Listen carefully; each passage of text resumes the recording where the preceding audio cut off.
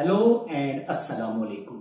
आप देख रहे हैं मोहम्मद यूसुफ यूट्यूब चैनल और मैं हूं डॉक्टर मोहम्मद यूसुफ। आज के इस एपिसोड में हम आपको बताएंगे कि अगर आप अपने रिसर्च पेपर में, थीसिस में या टर्म पेपर में यूट्यूब चैनल को साइट करना चाहते हैं और यूट्यूब चैनल का ऑथर और चैनल नेम सेम है तो उसका हवाला कैसे बनाते हैं।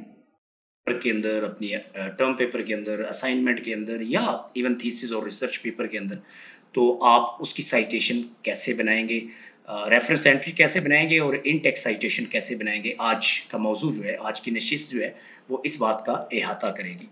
तो आइए चलते हैं जी। ये देखें जी, when the author name and channel name are same, when the author name and the channel names are real और same, it only need to be written once. अब इसका मतलब ये है कि जो बंदा वीडियो अपलोड कर रहा है या जिसका वो चैनल है उसका नाम भी सेम हो और चैनल का नाम भी सेम हो। बाज़ ये होता है कि फ़र्ज़ करें जो बंदा, जिस बंदे का चैनल है उसका नाम इर्तज़ा है या इर्तज़ा अली है या मोहम्मद यूसुफ है, लेकिन उसने चैनल का नाम जो है वो रिसर्च विद मोहम्मद यूसुफ या थेरी विद मोहम्मद यूसुफ या learn research with Mohammad Yusuf रखा हुआ, तो ये देखें दोनों चीज़ें डिफरेंट हैं।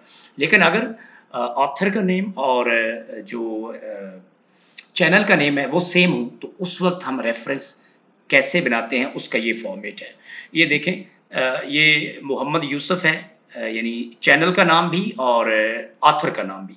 तो लास्ट नेम डेफिनेटली हम पहले लिखते हैं, तो यूसुफ मोहम्मद और उसके बाद ईयर 2020, ये वीडियो इसका मतलब है 2020 में अपलोड हुई है, और फिर उसके बाद मंथ नवंबर था और डेट जो है वो 5 थी। तो इसको हम सिक्योर ब्रैकेट्स के अंदर, या जिसको हम अपने लोकल कॉन्टेक्स्ट में छोटी ब्रैकेट कहते हैं, उसके अंदर लिखते हैं। उसके अंदर तीन चीज़ें आती हैं, साल, महीना और डेट।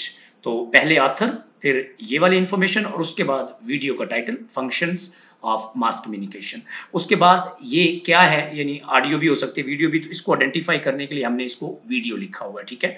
ये वीडियो जो है टाइटल के साथ आएगा और ये बड़ी ब्रैकेट के साथ है। उसके बाद फुल स्टॉप आएगा, फिर हम यूट्यूब लिखेंगे चूँकि ये वीडियो यूट्यूब चैनल पे अवेलेबल है। उसके बाद डॉट लगाएंगे और उसके बाद हम इसका डायरेक्ट जो यूआरएल नंबर है वो पेस्ट कर देंगे, और ये इसका यूआरएल नंबर है। तो मैं इसको ज़रा समराइज कर देता हूँ। Author name, year, month, date, title, उसके साथ वीडियो बड़ी ब्रैकेट में ऐड होगी, उसके बाद यूट्यूब चैनल आएगा, ज़ाहिर है, उसके बाद फुल स्टॉप है, उसके बाद यूट्यूब चैनल, फिर फुल स्टॉप है, फिर उसके बाद यूआरएल नंबर है, हमने पेस्ट कर दिया। ये देखिए, मैंने आपके लिए स्क्रीनशॉट लगाया ताकि आपको इसकी ज़्यादा क्लैरिटी हो।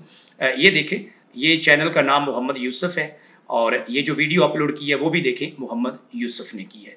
तो इसका मतलब ये हुआ कि author name and the channel name are same, और जब ऑथर और चैनल नेम सेम हो तो फिर हम इस तरह से रेफरेंस बनाते हैं। अब आप जब आपने इन-टेक्स्ट साइटेशन करनी है तो इन-टेक्स्ट साइटेशन एपीए में दो तरह से होती है, एक नैरेटिव साइटेशंस होती हैं, दूसरी पैरेंथेटिकल साइटेशंस होती हैं।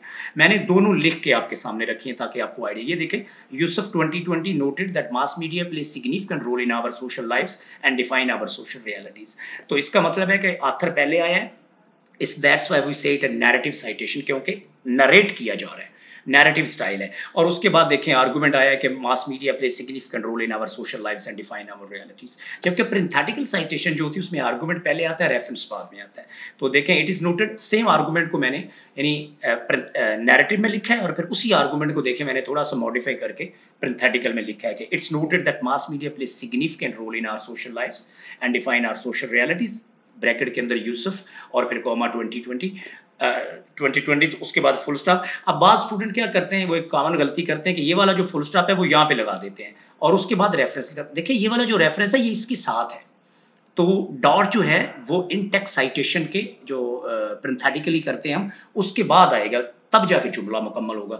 तो ये देखें, मैंने थोड़ा सा फॉर्मेट चेंज किया। पहले मैं सिर्फ आपको बताता था कि नैरेटिव साइटेशन कैसे लिखते हैं और पैरेंथेटिकल। आज मैंने आपको एक्चुअली लिख के बताई है कि if you want to have a narrative citation in your paper, text के अंदर, असाइनमेंट टर्म पेपर के अंदर, टेक्स्ट के अंदर, तो आप उसको नैरेटिव वे से कैसे साइट करेंगे, और अगर पैरेंथेटिकली आप करना चाहते हैं तो पैरेंथेटिकली आप कैसा करेंगे। उम्मीद है आपको लेक्चर पसंद आएगा। अगर आपकी कोई क्वेरीज, क्वेश्चंस और कोई प्रॉब्लम्स हो तो you can come down to the comments box, you can write your queries, questions and points. I would love to answer those points, those queries. We can talk, we can have an argument, we can agree, we can disagree, and through that we can learn from each other. Keep watching